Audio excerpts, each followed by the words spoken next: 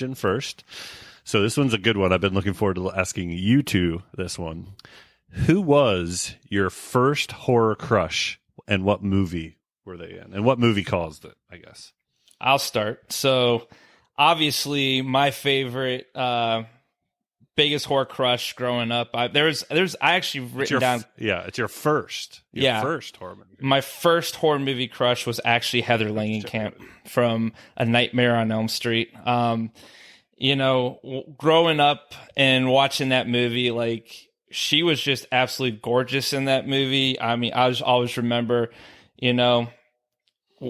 just rooting for her, and she was just gorgeous. I don't know. What do you think, Mike? Well, first off, it's hard for me to pinpoint one because I can't remember one, but Heather Langenkamp was definitely one.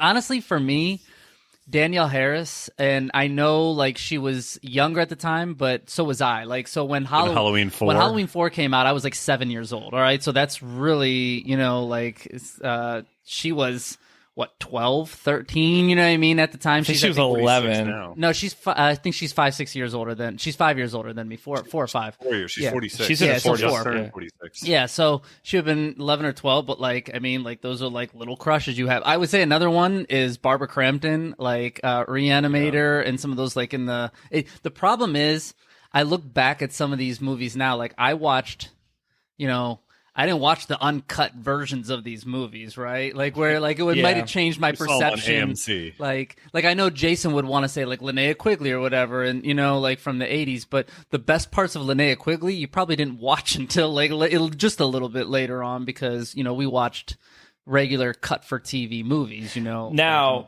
I do have Linnea Quigley written down here, but that was for like more into the teenage years.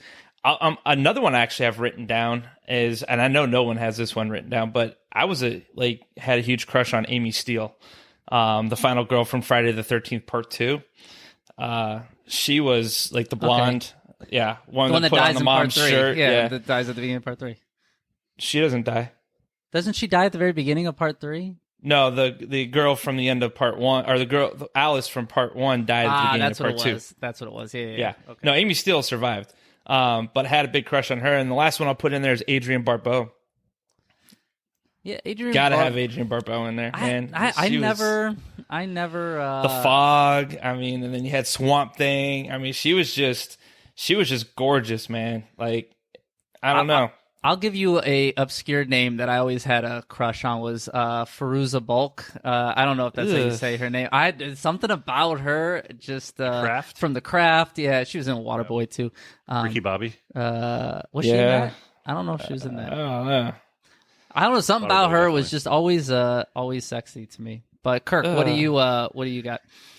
Yeah, so I remember my first crush because it was the movie I snuck off to the friend's house, and to your guys' point, the one movie I did watch when it was VHS, rated R. So it's Linnea Quigley to me, it just Linnea. Linnea. You were just staring at her boobs. It doesn't matter. So Return of the Living Dead. Well, it could be any movie that she was in. The Swamp Thing girl. Yeah, the Swamp Thing girl was up there too, because I got to see that. Those were like my first introduction into like, hey, my parents aren't home. Let's watch a movie. Return of the Living Dead. It's like, God bless. The girl's just walking down the street naked. So